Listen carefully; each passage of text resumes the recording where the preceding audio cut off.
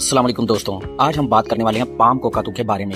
एक ऐसा परिंदा जो न सिर्फ अपनी खूबसूरती के लिए मशहूर है बल्कि अपनी ब्रीडिंग की वजह से भी काफी इंटरेस्टिंग है। अगर आप इन पावरफुल और प्यारे परिंदों को ब्रीड करना चाहते हैं तो ये वीडियो आपके लिए है, बहुत ही यूजफुल है। मैं आपको स्टेप बाय स्टेप बताऊंगा कि मेटिंग से लेकर एग्स तक, इनक्यूबेशन, चिक्स की केयर और केज और नेक्स्ट बॉक्स कैसे होने चाहिए। तो चलिए शुरू करते हैं। सबसे पहले बात करते हैं केज या एवरी की। पाम कोकातू बहुत बड़ा और पावरफुल परिंदा होता है, इसलिए आपको इसका केज या एवरी बहुत बड़ा और मजबूत बनाना पड़ेगा। आइडियल केज साइज होना चाहिए 12 फीट लंबा, 8 फीट चौड़ा और 10 फीट ऊंचा। केज स्ट्रॉन्ग मटेरियल का बना हो जिसमें बार्स और जॉइंट्स मजबूत हों, क्योंकि पाम कोकातू अपनी तेज और मजबूत चोंच से आसानी से डैमेज कर सकता है। आउटडोर अवियारी बहुत अच्छा ऑप्शन होता है जहां फ्रेश एयर और नेचुरल लाइट मिलती रहे, मगर टेम्परेचर को कंट्रोल करना जरूरी है। आइडियल टेम्परेचर 24 से 28 डिग्री सेल्सियस के दरमियान होना चाहिए।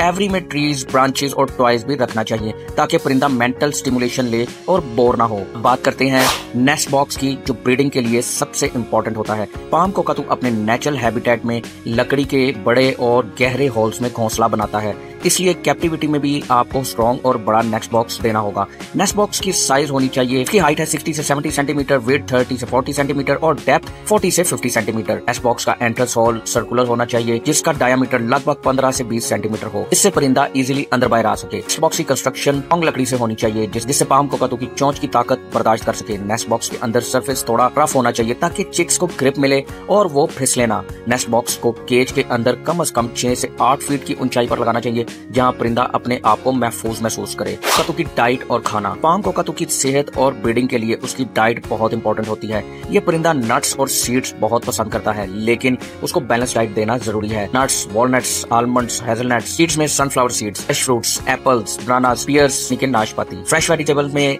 गाजर, पीस यानी कि मटर, कॉर्न यानी कि मकई, ओकेजनल ग्रेन्स और पैलेट्स भी दिए जा सकते हैं, मगर नेचुरल डाइट पर फोकस होना चाहिए। कैल्शियम और विटामिन डी सप्लीमेंट्स देना बहुत जरूरी है, खास तौर पर ब्रीडिंग सीजन में, ताकि अंडे मजबूत हों और परिंदा सेहतमंद रहे। हमेशा फ्रेश और क्लीन पानी देना ना भूलें। तो चलिए अब सबसे इंटरेस्टिंग सेक्शन पर बात करते हैं, जो कि है मेटिंग और ब्रीडिंग साइकिल, जिसका आप सब लोगों को इंतजार है। जब पाम कोकातू मेल और फीमेल आपस में कंपैटिबल हो जाते हैं तो मेटिंग शुरू होती है। मेटिंग के बाद फीमेल तकरीबन 7 से 10 दिन के अंदर अंडे देना स्टार्ट करती है। ये एग्स आमतौर पर 1 या 2 होते हैं और बहुत कीमती होते हैं। फीमेल एग्स को इनक्यूबेट करती है, मतलब उनको गर्म करती है जिससे उनके अंडे हैच हो सके। इनक्यूबेशन पीरियड लगभग 28 दिन का होता है। इस दौरान दोनों मेल और फीमेल इनक्यूबेट करते हैं, मगर फीमेल ज्यादा वक्त एग्स के साथ गुजारती है। इनक्यूबेशन के दौरान नेस्टिंग बॉक्स को डिस्टर्ब नहीं करना चाहिए ताकि ब्रीडिंग का अमल आसानी से हो सके। जब चिक्स हैच होते हैं तो उनका ख्याल रखना बहुत इंपॉर्टेंट होता है। पेरेंट्स चिक्स को खास तौर पर सॉफ्ट और डाइजेस्टेबल फूड्स देते हैं, जैसे पार्शियली डाइजेस्टेड नट्स और फ्रूट्स। अपने पंख चिक्स पर रख देते हैं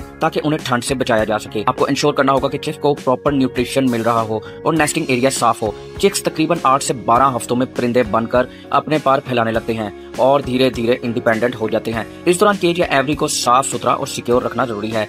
ब्रीडिंग पीरियड के दौरान डिस्टर्बेंस से बचना बहुत ज्यादा इंपॉर्टेंट है ताकि परिंदे आराम से अपनी जिम्मेदारियां निभा सके। अगली बात करते हैं एक्स्ट्रा केयर और टिप्स की। पाम कोकातू को मेंटल स्टिमुलेशन देना जरूरी है। आप टॉयज, पजल्स और ब्रांचेस रख सकते हैं। रेगुलर वेटरनरी चेकअप्स करवाएं ताकि कोई भी हेल्थ इशू टाइम पर पता चल जाए। केज की सफाई रोजाना करनी चाहिए ताकि परिंदा हेल्दी रहे। हर वक्त फ्रेश पानी और अच्छा खाना देना मत भूलिए। इन परिंदों को स्ट्रेस से बचाइए क्योंकि वो बहुत सेंसिटिव होते हैं। तो दोस्तों, ये थी पाम कोकातू की ब्रीडिंग और केयर की कंप्लीट गाइड। आपने सीखा कि केज और नेस्ट बॉक्स साइज कैसा होना चाहिए, इनकी डाइट क्या होनी चाहिए, मेटिंग और एग्स देने का प्रोसेस, इनक्यूबेशन और चिक्स की केयर। अगर आपको वीडियो पसंद आई हो तो प्लीज लाइक करें, अपने दोस्तों के साथ शेयर करें और मेरे चैनल को सब्सक्राइब करना ना भूलें ताकि आपको ऐसे ही इंटरेस्टिंग और यूजफुल वीडियोस मिलते रहें। कमेंट्स में बताएं कि आप किस और बर्ड या एनिमल के बारे में जानना चाहते हैं, मैं आपके लिए लेकर जरूर आऊंगा। तब तक के लिए अल्लाह हाफिज।